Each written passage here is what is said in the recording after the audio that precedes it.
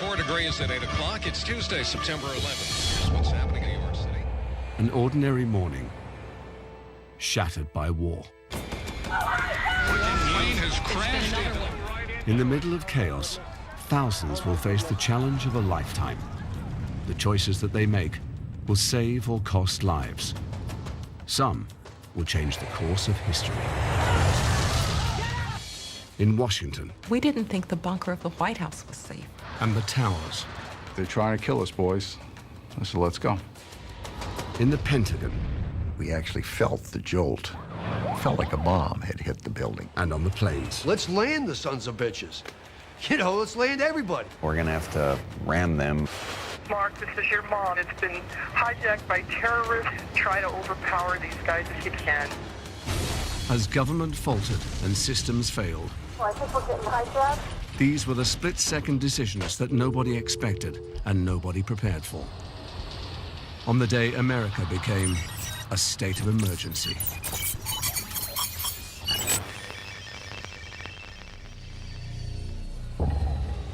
At airports in Washington, Newark, and Boston, 19 members of Al-Qaeda prepare to commit mass murder.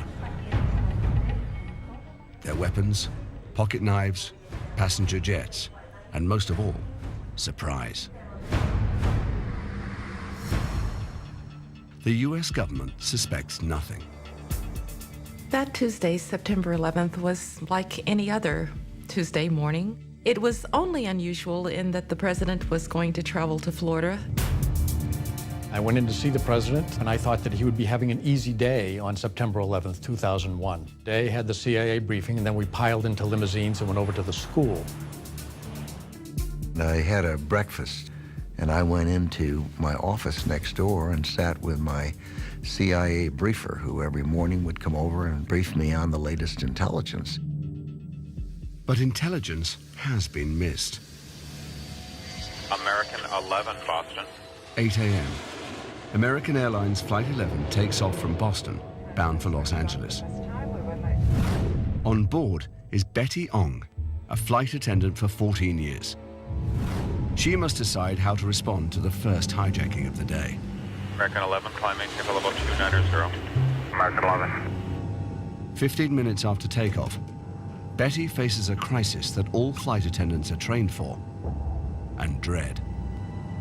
5 men take over the plane. Standard airline practice is comply with hijackers, because they will land and begin negotiations. This advice was never designed for suicide attacks.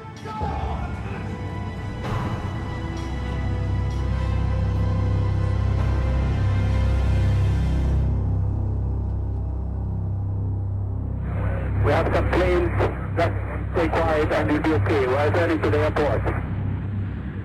American 11, are you trying to call?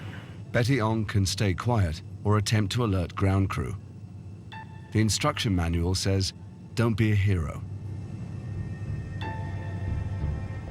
She goes against her training and makes the call. Hello?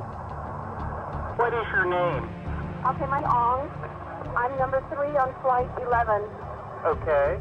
The cockpit's not answering. Somebody's stabbed in business class. And I think there's mates that we can't breathe. I don't know. I think we're getting hijacked. Assuming they've declared an emergency. Let me get APC on here. Betty Ong is the first person to warn America of Al-Qaeda's assault. Hijack out of Boston. Right. Her message quickly reaches the FAA in Herndon, Virginia. Squawking hijack? You're just squawking. The supervisor said there's a possible hijacking out of Boston. Ben Sliney, National Operations Manager, will have to make critical choices in the middle of the deadliest attack on America since Pearl Harbor.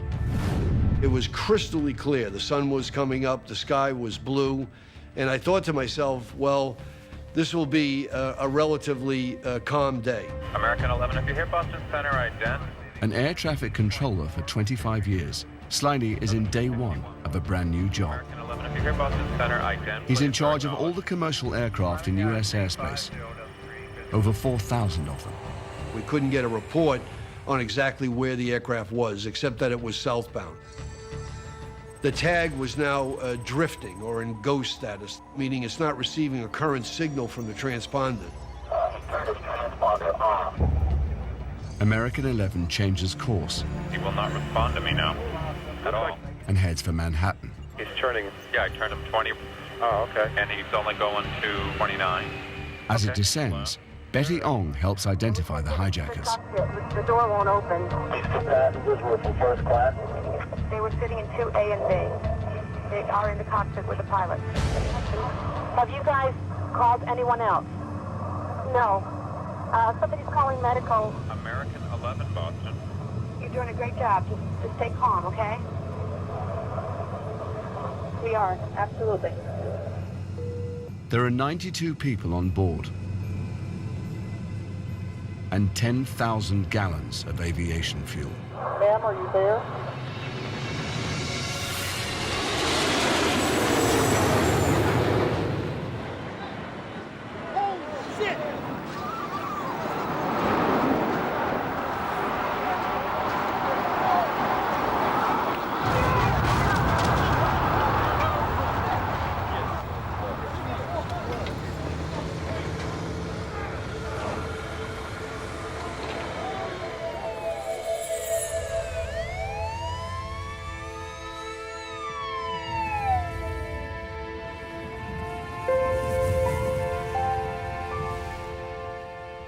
What's going on, Betty?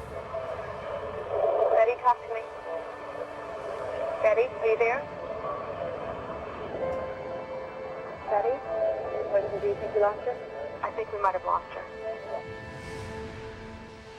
8:47.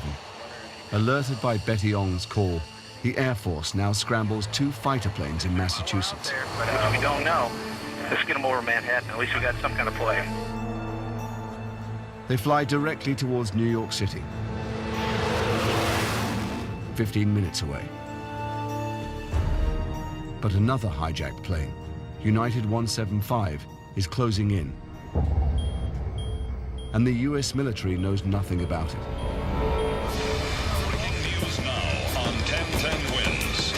This just in, a plane has crashed into the World Trade Center. All right, Pat, we are just currently getting a look at the police And there's a fire in the building right now. I can hear from the fire that there's a lot of fire personnel and police personnel over there.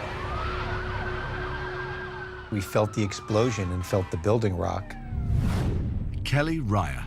With no emergency training, he'll make split-second decisions on which lives depend. We just did a 180 and looked out my window and saw a huge fireball. Ryer's office is high in the undamaged South Tower.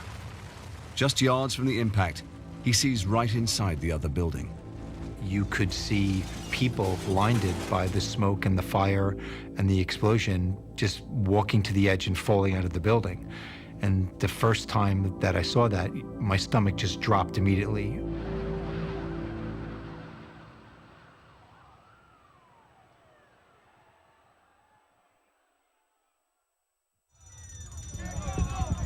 Ryer begins to evacuate.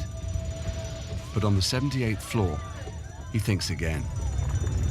It was a choice to go up or go down. I wanted to go up to get the things I needed if we were going to be out of the building for an extended period. So I made the choice to go up and stepped in the elevator.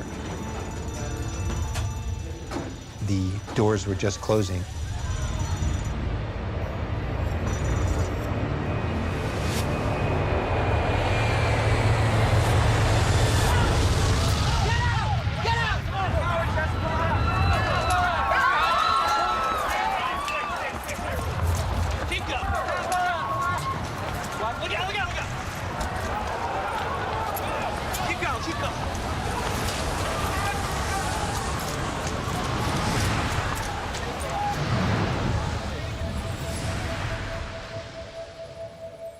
The first thing I thought of was whatever happened in that other building just happened in this building.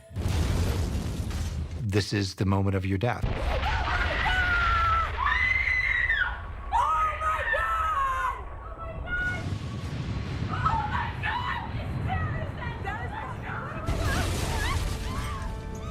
The elevator exploded.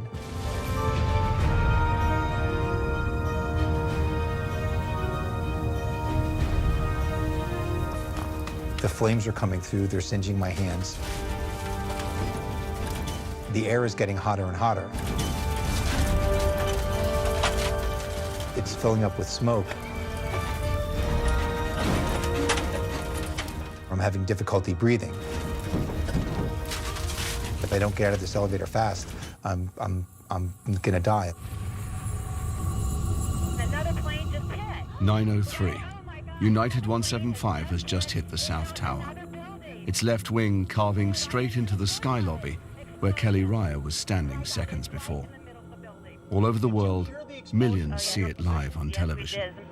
You saw a plane? Yes, I just saw into the building. I and my entire staff watched United 175 crash into the World Trade Center. Wait a minute, a plane hit the World Trade Center. It was clear to me at that point that we were under attack. Plane just hit the World Trade Center? Yeah.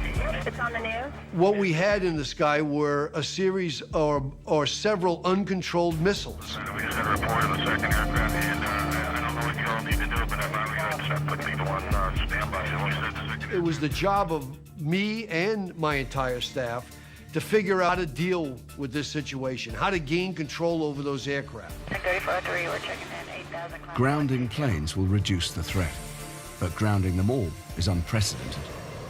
Ben Sliney makes his first big decision of the morning. I ordered a national ground stop, meaning that no aircraft in the nation could take off. Stop all traffic. Stop all traffic. Stop all traffic. We'll take it to stop all traffic. The aircraft hit, they're grounding all aircraft at this time. But there are still thousands of planes in the air. Al-Qaeda has already hijacked one of them, American Flight 77, and aimed it at Washington, D.C.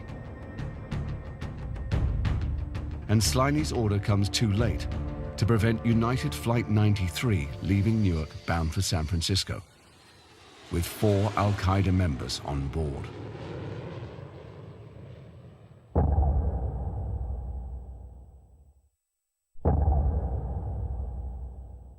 Good morning, and it is not a good morning in New York City. A major disaster, a plane crash. It's been another one, Carl. Yes, he hit building number 1. The other building. Went into just hit the facade. 2 planes, 2 attacks.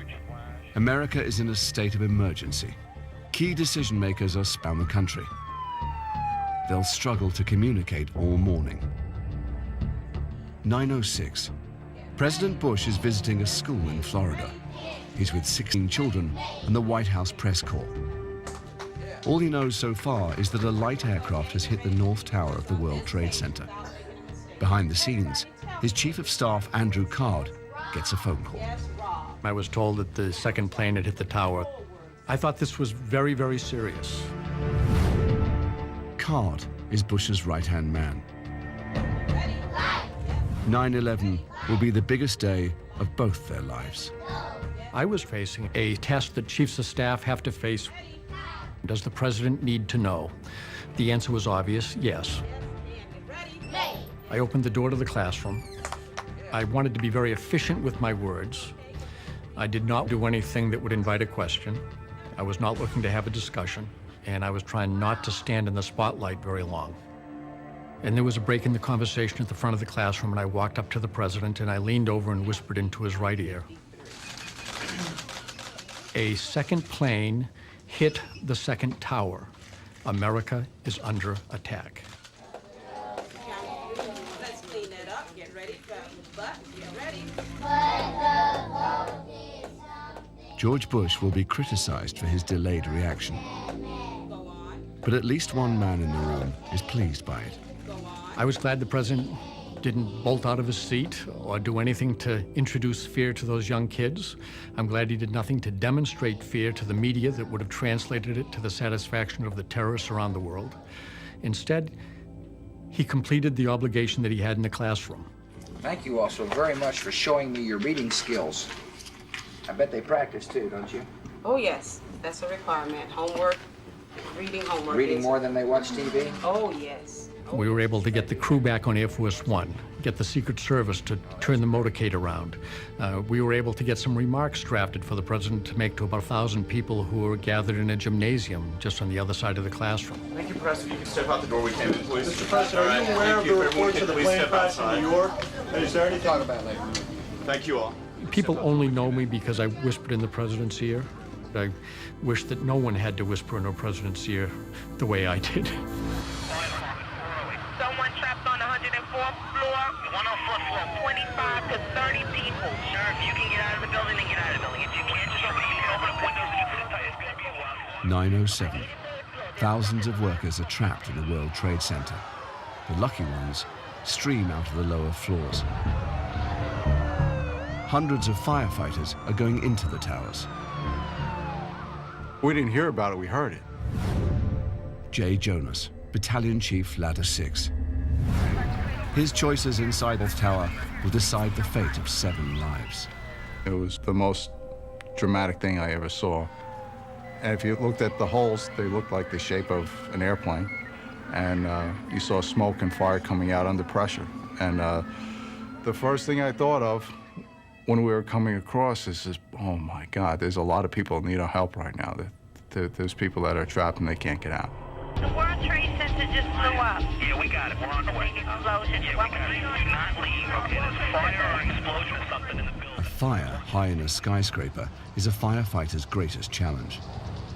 Lifts are out of action, phone lines are broken, stairwells are filled with smoke and debris.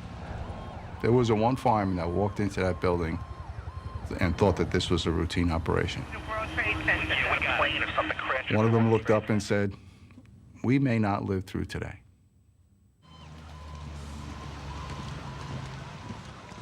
And we just looked at each other and we acknowledged and we said, you know what? You're right. We shake each other's hands and wish each other good luck.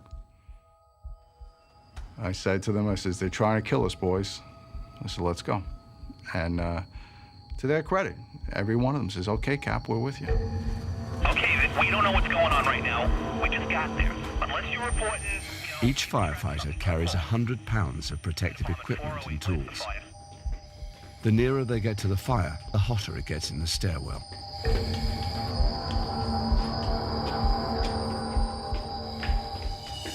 I figured if we took the floors 10 floors at a time, 10 floors, catch your breath, get a drink, do 10 more.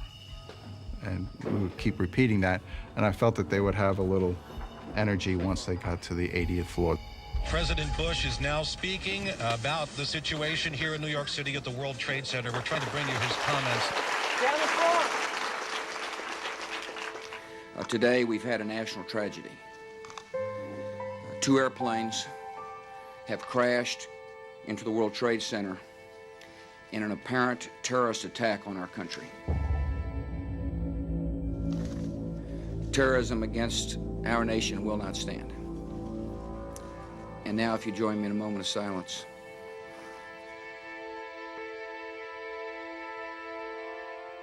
May God bless the victims, their families, and America. Thank you very much. Chief of Staff Andrew Card's priority is to get Bush to a place where he can run the country. We were anxious to get the president into a safe place where he could communicate with the people he had to communicate with, and the best place to go was Air Force One, and we were anxious to get him there and get up off the ground. The decision carries risk. There was speculation that someone had used the code name for Air Force One, and that the plane that the president would be flying on was somehow a target and might be subject to an attack. And we were rushing to get into the air so that the plane would not be a target sitting on the tarmac. I didn't know what other attacks are coming. The 78th floor of the South Tower has taken a direct hit. Just a few yards from where the plane's wing tore into the building, Kelly Ryer is trapped in a burning lift. I got as low as I could, put my foot on the side of the elevator. I took my briefcase and started to yank the door as hard as I could. And I have to get it out of this elevator within seconds, or there's not going to be any air to breathe here.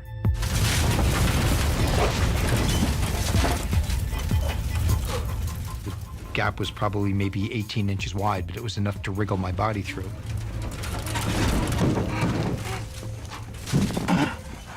First thing I saw right in front of me was a dead body with no head, just a spinal cord sticking out of the neck.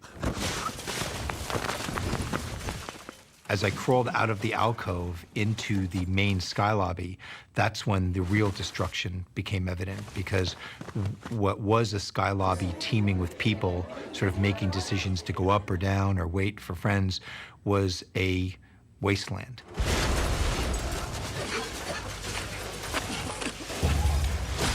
It was complete destruction. There was almost an eerie, destructive quiet filled with smoke, moaning, and bodies. Choosing to get into the lift when he did has made Kelly Ryer the luckiest man on the 78th floor.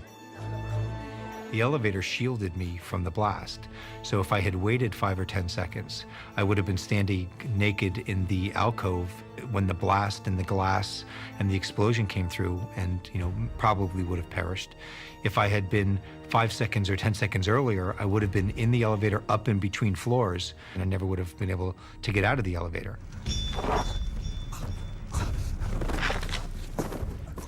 And now he's faced with a new challenge.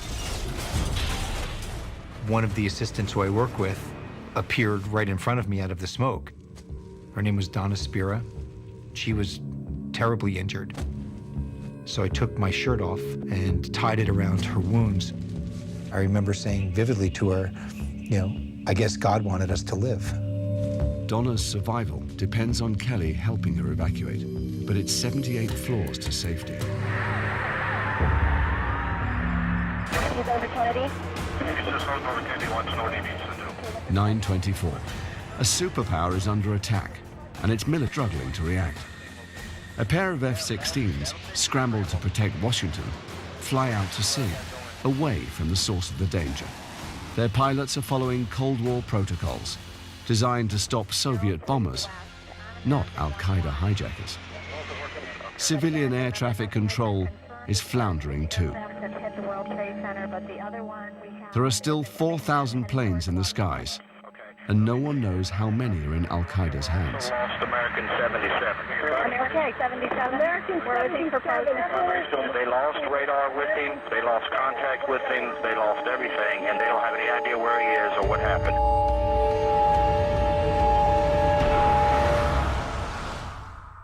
The hijackers aimed Flight 77 at the heart of the US government. We had no idea where it was safe and where it wasn't.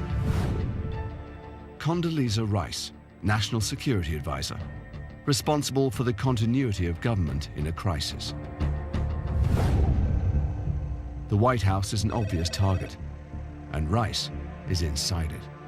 The president got on the phone and he said, "I'm coming back." I said, "You cannot come back here. The United States of America is under attack. You have to go to safety. We don't know what is going on here." And he said, "I'm coming back." I said, "You can't." Going into Washington? Could be a third aircraft. It could be a third aircraft going on to Washington and headed towards Washington. I said to him in a raised voice, and I had never raised my voice to the president before, I said, "You cannot come back here." I hung up. The president was quite annoyed with me, to say the least. Arguments about the best location for Bush will rage for hours. In the end, the Secret Service will decide.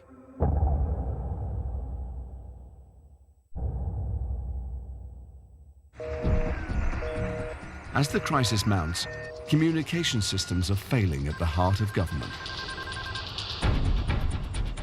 The number of cell phones that were used to communicate the most sensitive information. If the terrorists were monitoring our communications, they would have heard a lot on cell phones. President Bush's secure telephone stops working. He's forced to borrow an unsecure cell phone. The president was trying to track down Secretary of Defense Donald Rumsfeld.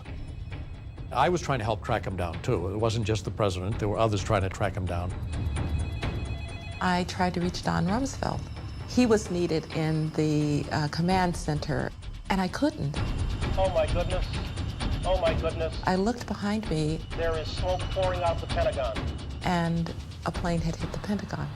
We don't know whether this is the result of a bomb or whether it is yet another aircraft that has targeted a symbol of the United States power, but there is smoke pouring out of the Pentagon. We actually felt the jolt from the airplane hitting the Pentagon. Donald Rumsfeld, Secretary of Defense, tries to organize a military response while his own headquarters is under attack. It felt like a bomb had hit the building. I mean, the table shook. The whole building shook from the impact of that. 300 yards from the explosion, Rumsfeld decides to see the damage for himself. I was told where it was and immediately ran down the hall, went down the stairs, and smoke was coming in, filling the halls to a point that you couldn't proceed inside the building. You can even walk around it. 10% of the jet's fuel ignites on impact. As the remaining 9,000 gallons burn, they flow through offices and corridors, setting fire to everything they touch. There was a giant whooshing sound through the building. Chris Brayman, former U.S. Ranger, chooses to break the rules to save many lives.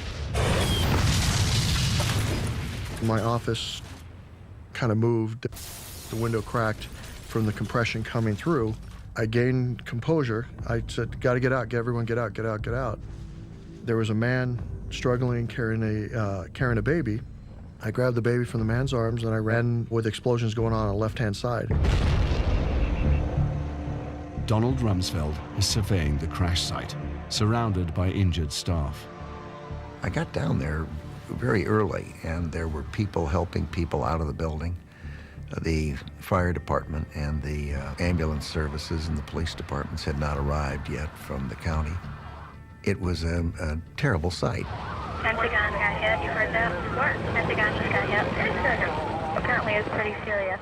Rumsfeld has to choose: head for the command bunker or help the wounded. When the building is burning and people are killed and people are trapped and people are trying to help them out, you don't immediately think, well, what ought the United States of America do about this? You instead think about the individuals. I stayed down there, a matter of minutes, and helped with one stretcher with somebody. Dozens more wounded are trapped inside. Accountant Sheila Moody is one of them. I heard the sound of the airplane engine. The fireball passed by me. The heat was so intense. My hands are burning. There were voices, there were screams, there was moaning, and then there was just silence. The most damaged section of the Pentagon is set to collapse. The fire chief gives an order: stop all rescue attempts. No one is allowed back inside. All I could hear is the echoes of screaming in my head. Just, help, help, or people screaming, and you can't get to them. Chris Brayman has a choice: accept the fire chief's orders or not. All I remember is seeing an image in the window, standing there like this. I just reacted, and I just kept saying, we gotta go, we gotta get back in. There were people dying in there, and I had to get back in, at any cost. With no oxygen or protective clothing, Brayman enters the burning building. Each of us are called to do something, and we're tested. We don't know what we're capable of doing until you're put in that situation.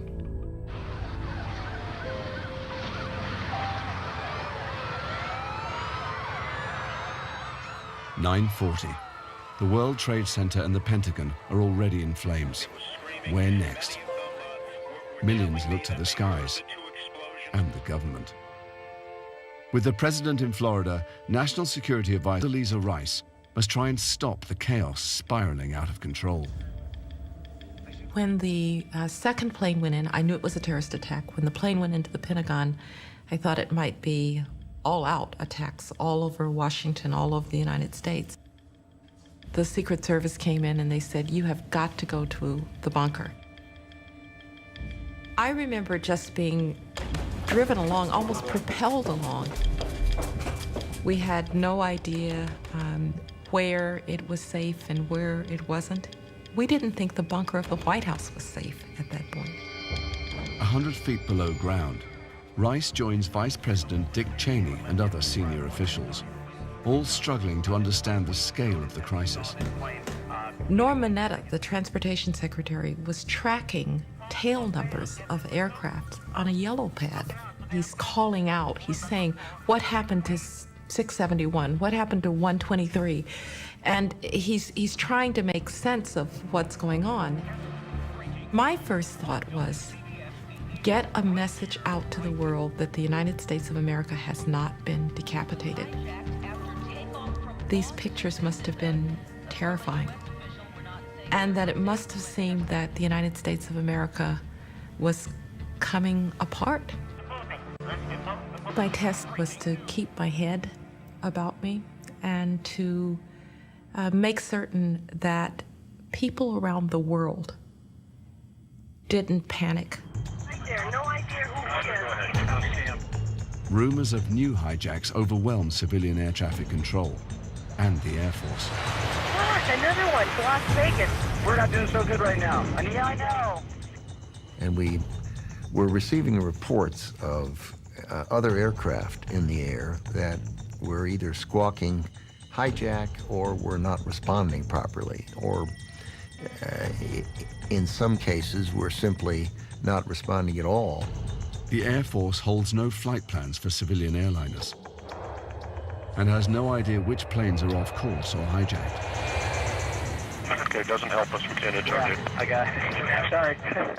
Despite all of the sophisticated command and control, sophisticated equipment that we had, at that moment, much of it didn't function very well, and people instead did whatever they could to communicate messages. And frankly, we then had to make it up. The western section of the Pentagon is about to collapse. Chris Brayman has chosen to go back inside, searching for survivors. We couldn't see anything. It was just pitch black. Fire and heat were coming out of there. It felt like an instant sunburn going in. And we could barely breathe. To the right of the point of impact, the bodies were in basically pieces. There were just human remains everywhere.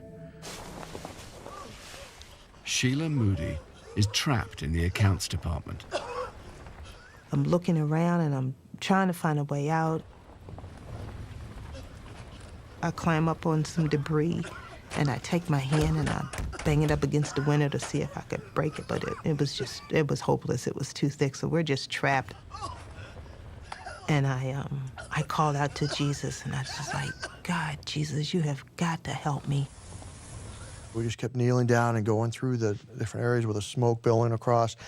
And I kept yelling, come to our voice if you can hear us, and you could hear people scream. It felt like hell, combat. The smells, the screams, injured soldiers going in. The only difference was I could not shoot back. And then I hear a voice calling, is there anybody in here? And I called back to him, I said, yes, we're here. He says, I can't see you. I said, I can't see you either. I said, but we're in here.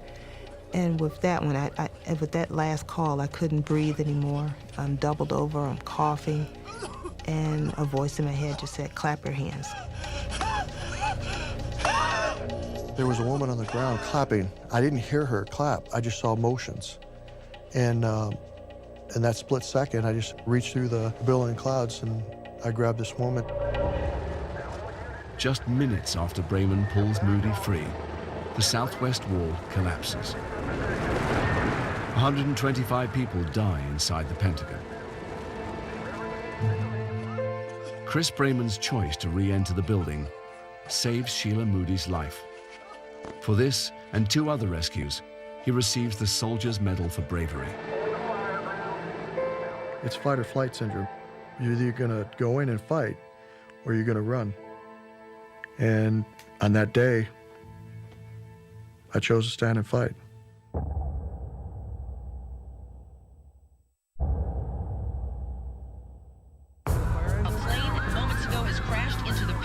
Washington, and now they are evacuating the West Wing of the White House. 9:45.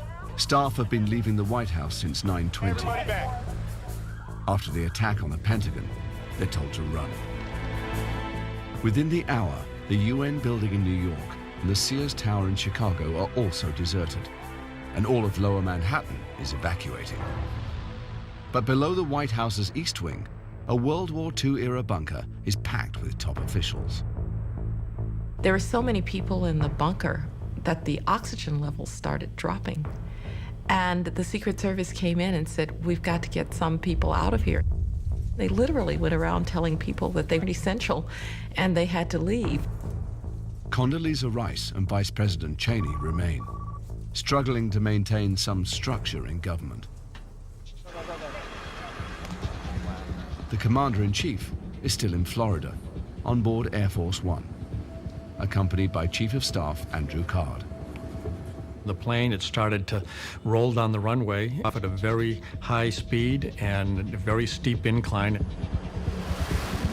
It flew in a serpentine way while we were waiting for some fighter jets to catch up with us and also trying to decide where to go. The president was anxious to get back to Washington, D.C. The Secret Service was appropriately concerned and said, we can't go there, we don't know what's happening. And I was kind of caught in the middle, negotiating between the president and the Secret Service and trying to discover what a good place to go would be. With the highest authority in limbo, others must take responsibility for the big decisions. Joe Cooper, Boston Center. We have a hijacked aircraft headed towards the New York metro area. Air traffic control is still being swamped by unreliable information.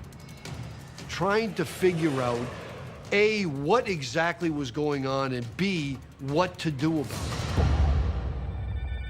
Ben Sliney is in charge of all 4,300 civilian aircraft flying over America. Any one of them could now have an Al-Qaeda pilot. All I can picture is planes flying out of control. Sliney has already stopped all new flights taking off. But the chaos in the skies requires a more dramatic solution, and the biggest decision of his life. Let's land the sons of bitches. You know, let's land everybody. Get everybody out of the sky. Sort of like separating the wheat from the chaff. If I land everyone who takes the orders and lands, then what's left is are the bad guys. But I had no historical precedent for that. Landing hundreds of planes at unfamiliar airports is dangerous and hugely expensive. It would displace thousands of people.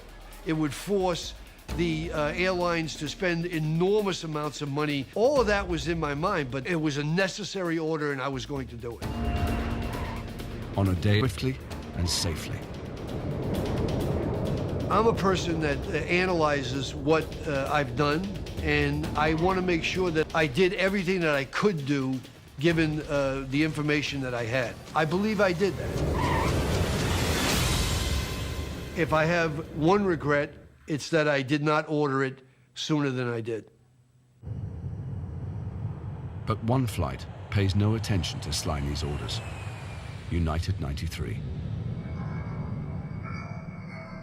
I heard the sounded to me like a struggle.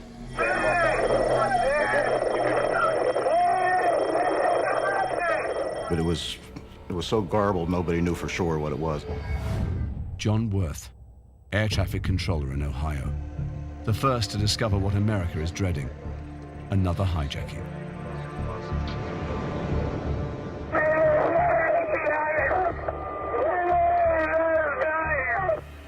United 93, Cleveland, do you still hear the center? I hollered at the desks and told them that we had a problem. think it's this United 93. I would like to all the remain seated. We are overboard and we are going to back to the airport and we have our demand to remain quiet. United 93, understand, have a bomb on board, go ahead. We had no idea where he was going to go. Was he headed to Chicago? Was he going to strike Cleveland? And at that point, I thought there's a nuclear plant right on the shore of Lake Erie. Worth raises the alarm, but the military is chasing other threats. One is a Delta flight that's not responding. You got anyone after that Delta flight? Yes, sir. Delta Airlines 89er is a hijack headed. It is in your sector currently right now. I said, no, I don't think it's the Delta. They said, well, are you sure? I said, I'm pretty sure it's this United. United 93 turns towards Washington. At that point, I thought, where's President Bush? Where's Air Force One? And where the heck are the military? It won't be the military that saves Washington. I answered the phone, and it was Tom. Dina Burnett. Her husband Tom is on United 93. Together they'll face one of the toughest choices of the day. I said, Tom, you're okay. And he said, no, I'm not. I'm on United Airlines Flight 93, and it's been hijacked. I felt this incredible panic inside of me. He said, I need you to call the authorities. I'll call you back. My first thought was, who do you call for a hijacking? Standing in the middle of a suburban kitchen, Dina may only have minutes to prevent another attack. I called 911. I was connected to the 911 operator. She connected me to the police department. They transferred me to the sheriff's department. The sheriff's department transferred me back to the police department. And they passed me on to the FBI. We have a Pentagon just got hit. I kept trying to explain to them that this was not one of the airplanes that had already hit the World Trade Center. Sitting next to Tom is Mark Bingham. His mother also gets a call from the plane. He didn't seem particularly upset, but as a flight attendant, I realized that Mark and his seatmates were in very grave danger. Alice Hoagland. By the time her son calls her, she has information that can help protect Washington. We knew that it was a race against time, and if there was going to be a difference made in that situation, it was going to be by the people who were on that flight. As I was talking to the FBI agent, Tom called in a second time, and I clicked over, and I immediately told him about the World Trade Center. Telling Tom about the other attacks means that Dina gives Flight 93 something the earlier planes never had, proof that the hijackers are lying. And then he said, oh my God, it's a suicide mission.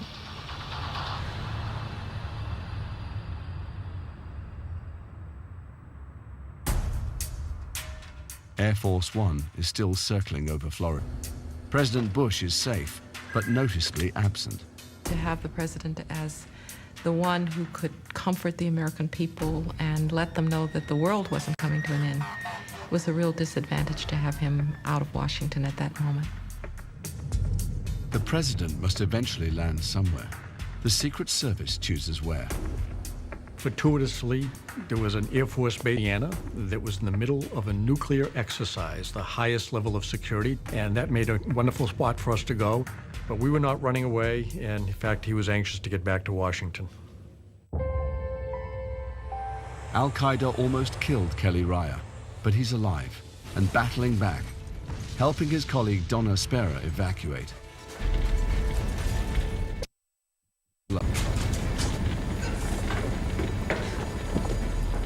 As the smoke cleared, we could see that there were a group of people by us very quickly screaming that you can't go down, you need to go up. Raya has to choose.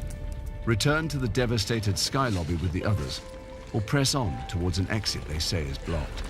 I was not going to go up. Fire goes up. I wasn't going up. They descend for 38 stories. All the way down, they pass more people going up. At the 40th floor, Raya understands why.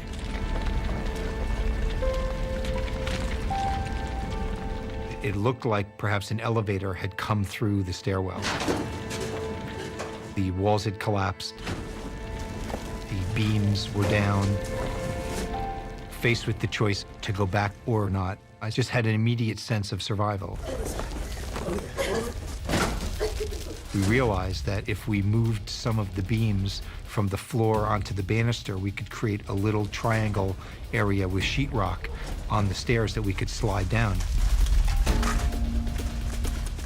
Donna was pretty badly injured. I wouldn't let her stall or stop on the stairs. I said, we are going to get out of this building, and if I have to throw you over my shoulder and carry you, we're going to get out of this building.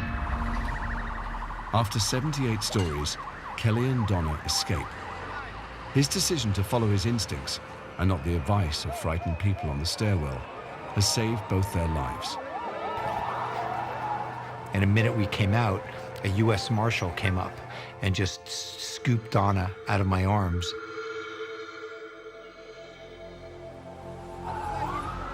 At that point, I was, elated that I was out of the building, that feeling of I've survived. Al-Qaeda's attack on America triggers Cold War protocols. The US military raises its defense readiness condition to DEFCON 3.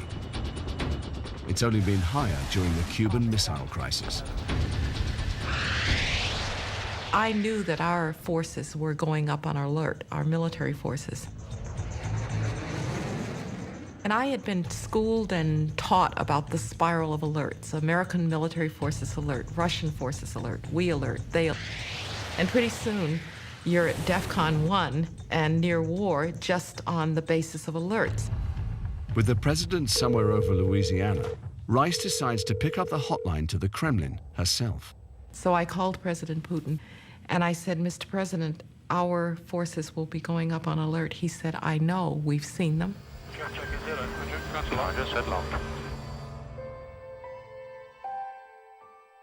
Ours are coming down. We've canceled an exercise.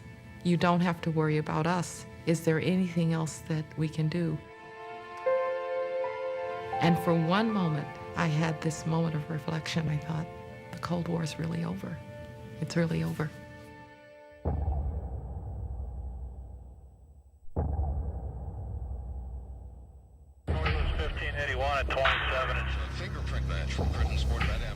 Three planes, 3 teams of hijackers, 3 disasters. How many more? Hundreds of aircraft laden with passengers and jet fuel are still in the air. Rumors of more hijackings continue. America's leaders face a terrible dilemma. 1, 2, 3, 4, possibly 5. Have you asked the question what you're going to do if we actually find this guy? Are we going to shoot him down if they got passengers on board? Have they talked about that? Only the president can give the order to shoot down a civilian aircraft. It's never been done in US history. Bush is on the line to the White House bunker. The vice president and I were standing side to side, and he was on the phone, and I could hear his side of the conversation. And he was asking the president what he should tell the Pentagon to do if the plane was not responding properly. And I remember mouthing to myself, I don't even know if it was audible to the vice president, we'll have to shoot it down. We'll have to shoot it down. Chief of Staff Andrew Card is with Bush on Air Force One. The president was asked about authorizing a pilot to shoot down a commercial jetliner. And he said, I was an Air National Guard pilot. And I can't imagine getting in a plane and taking off and then being given an order to shoot down a commercial plane. Bush has misgivings, but makes his decision. He got the order from the president, and it was passed on to the Pentagon that, in fact, that would be our action. Vice President has cleared. Vice President has cleared us to intercept track. Shoot them down if they do not respond first. We all knew that we were under attack. I didn't know if there were other airplanes coming in. I just needed to get airborne as soon as possible. Mark Sasseville, F-16 pilot, ordered into the air to defend Washington. My brain was on hyperdrive. I could feel the adrenaline pumping through. Yeah, he's holding over at Kennedy waiting for directions. Stand by just a second. Mark Sasseville is ready to fight, but his F-16 is only prepared for a training mission.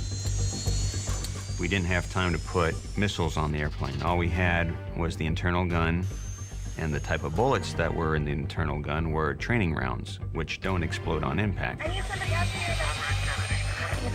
It was more important for us to get airplanes in the air immediately than it was to wait for all those missiles to get loaded on the airplanes. Mode 3-1-3-0.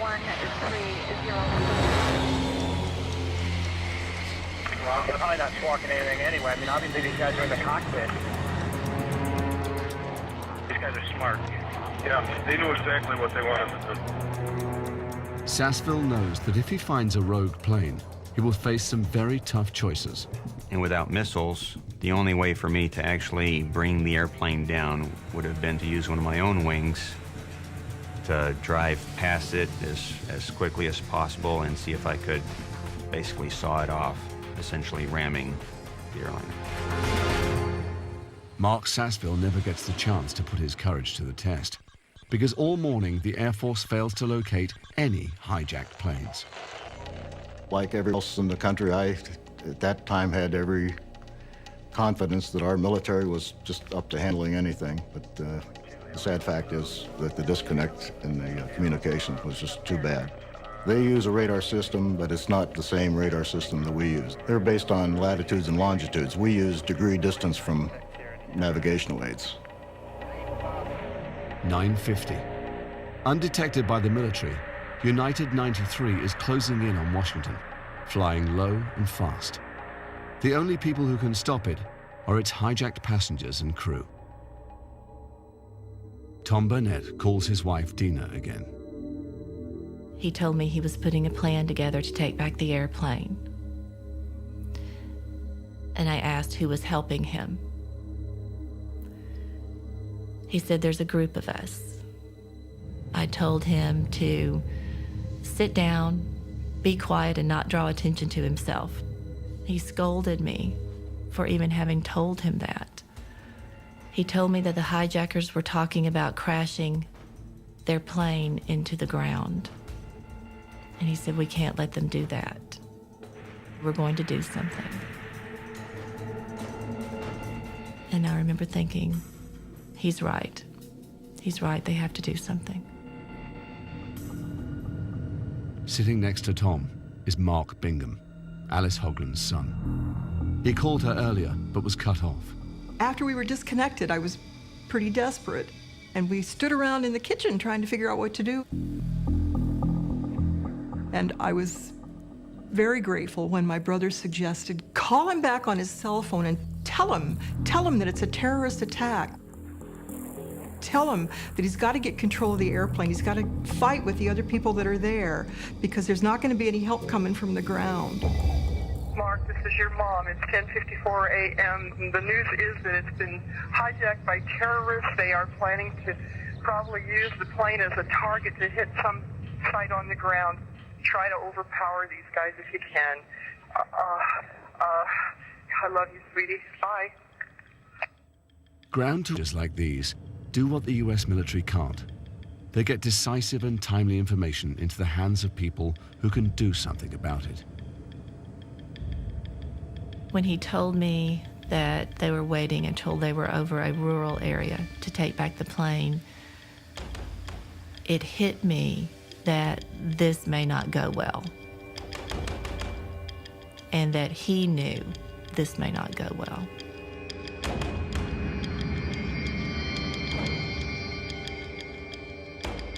I could hear the hum of the engines in the background, and just before he hung up, one more time, he said, we're going to do something.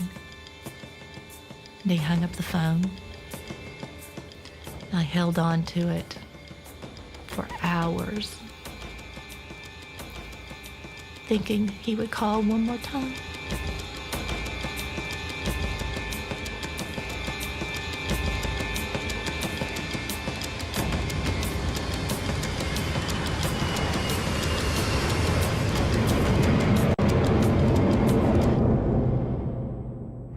United 93, Cleveland, do you still hear the center? United 93, do you still hear Cleveland? The decision to launch a fight back has prevented another attack on Washington.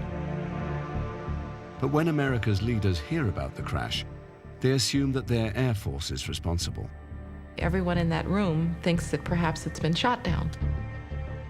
I got on the phone with somebody at the National Military Command Center, and I can't to this day tell you who it was, just saying, you must know whether or not you've shot down a commercial airliner or not. That was just a horrible thought. United 93, have you got information on that yet? Yeah, he's down. He's down? Yes.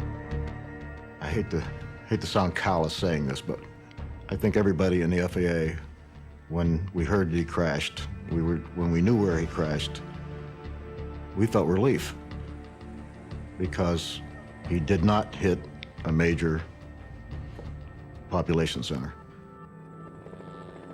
The other guys that fought were able to do what the military and the airlines were not able to accomplish. They became the first line of defense against terrorism on that day. As I've reflected now on what the passengers and crew of Flight 93 did, first of all, there's a sense of personal gratitude that they may well have saved my life, me, personally. I also think of what they did for the country, because had another plane hit the White House or the Capitol, I just don't think we had much more capacity to absorb greater shock than we already had.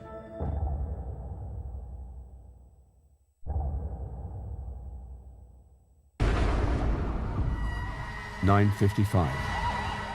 Lower Manhattan is a war zone. An army of firefighters is at the scene. We want the attention of all New York City firefighters. A total recall is in effect. All firefighters and officers should report to duty. You are needed.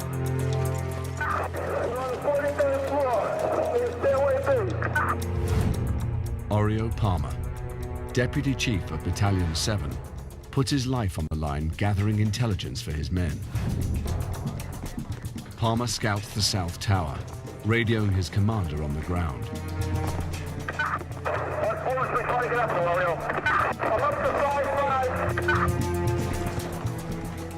Oreo climbs, determined to get to the crash site.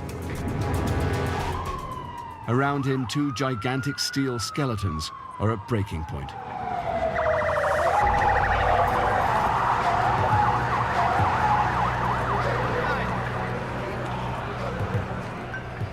The initial impact severed load-bearing columns.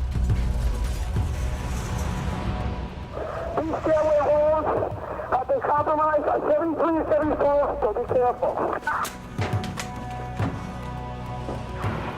Officers and lift shafts are still ablaze. If I push, I join the process of fire. We should be able to knock it down in 2 lines. Floors start to sag, pulling perimeter columns inwards. Where you go that? 78th floor, numerous 1045 code runs. Numerous civilians, there's 2 engines up here. Oreo Palmer makes it to the 78th floor. No other firefighter is known to have got so high. We have access stairs going up to 79. Okay. I'm on my way up, Oreo. As the perimeter columns bend, the ceilings they support begin to fall. One floor drops, then the next, triggering a pancake collapse.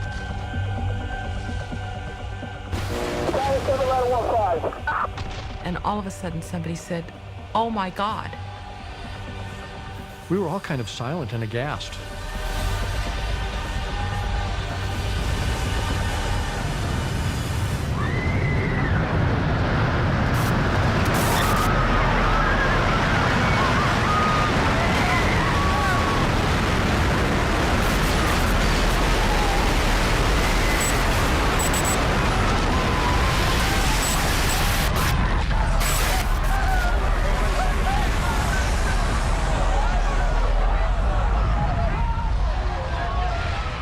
building was approximately 1,500 feet high. The first thing I thought of was, am I 1,500 feet away from the base of that building? And if not, run.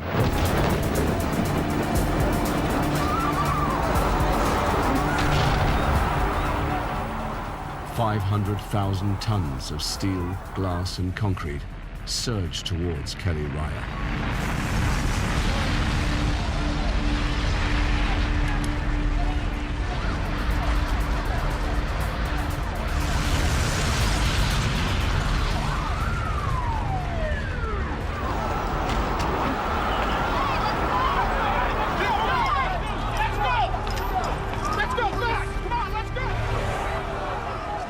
Behind me, you could just feel this wave of air, and this massive hurricane cloud of debris just washes over you.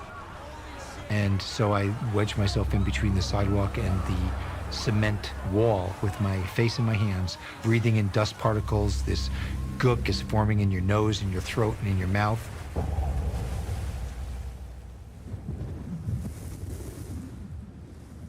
First, it's so black initially that you can't see anything.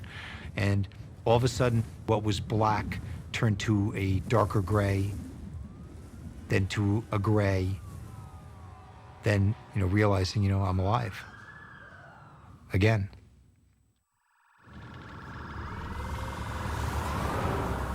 Maybe there'd been a little bit of hope that you were going to be able to rescue people.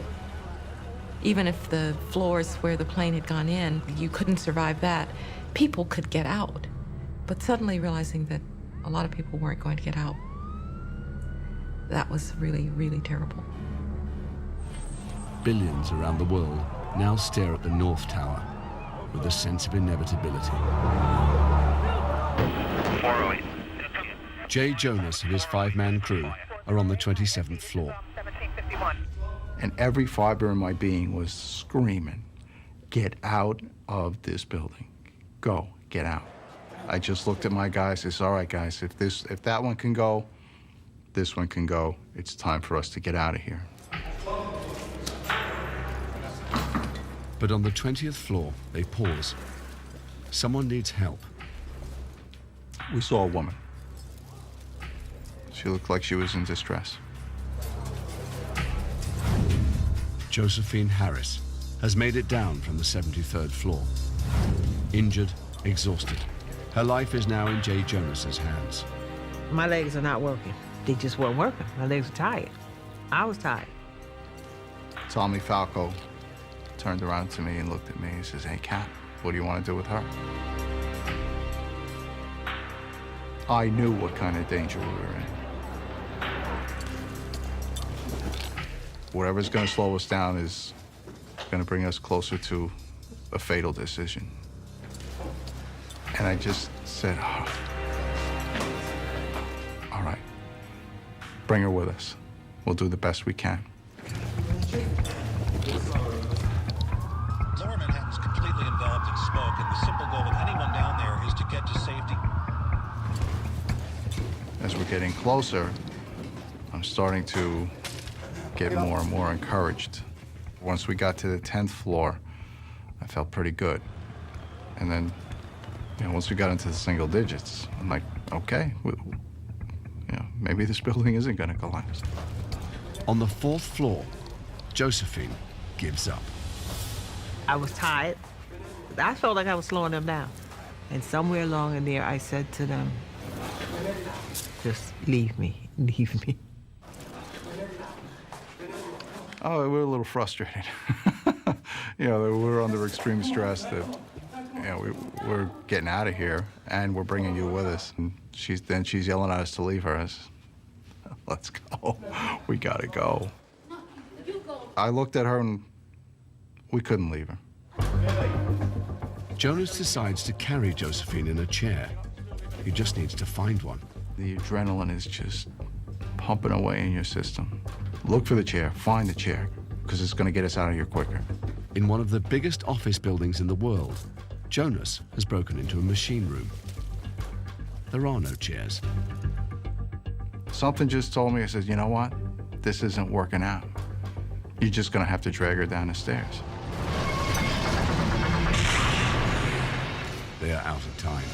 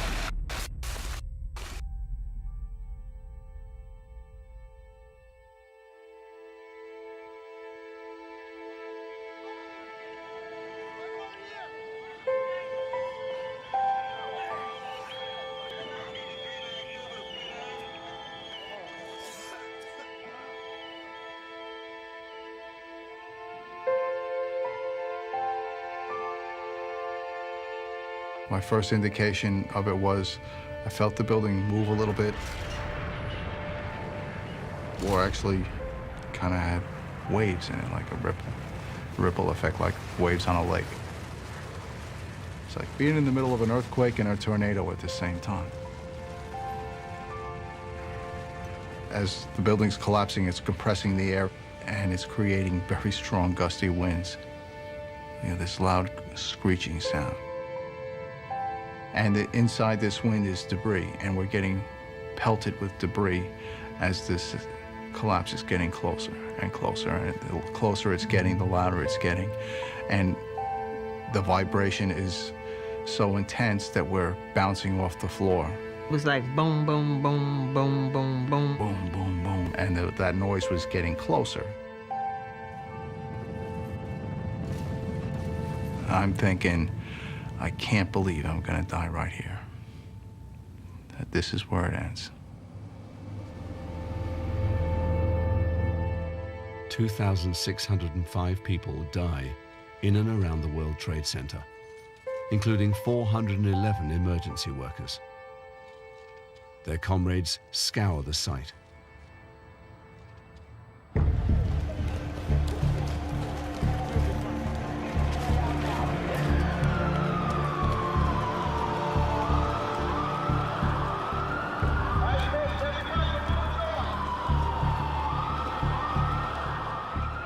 Faint radio noise makes it through the rubble. Unit with an urgent, go ahead. So we got numerous people trapped here for continued collapse. Are you pinned in a piece of apparatus? I was, that's all. All right, we're going to get some members over there to assist you. You have help on the way. You receive that? There is help on the way. All right, person transmitting the Mayday. I said, Mayday, Mayday, Mayday. This is ladder 6. We're trapped in the B stairway. Eventually, I got a response. Person transmitting the Mayday. Where are you, Jay? Rescue 3 to ladder 6. Captain Jay Jonas. This is Cliff. I'm coming to get you, brother. I'm coming to get you. By choosing to slow down and help Josephine Harris, Jay Jonas put himself and his men into the one place in the stairwell where they might survive. Inside a tiny pocket that formed under a reinforced concrete ceiling. All of them are still alive, and so is Josephine.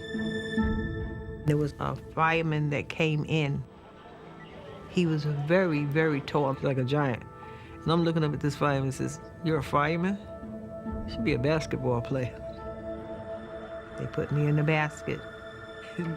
I had my pocketbook. And he says, "You just not let go of that pocketbook." And I said to myself, "No, because my keys are with me, and I'm going home." Thousands of choices, big and small, changed lives on 9/11. Those who made them will be marked by the day forever. Yeah, you look down that list of people who did die that day, they were in the wrong spot. Yeah, we happen to be in the right spot.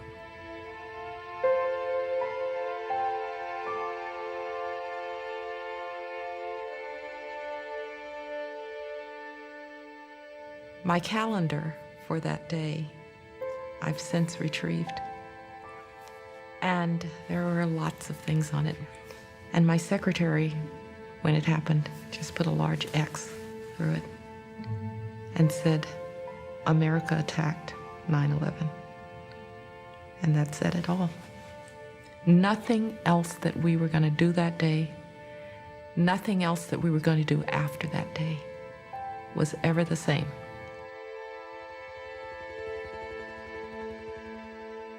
To pass on the information that needed to be passed on, that was just a matter of calming myself down. It wasn't the lifetime test that I'm being given as a mother. Raising my 3 children without their father, that's the one that's difficult.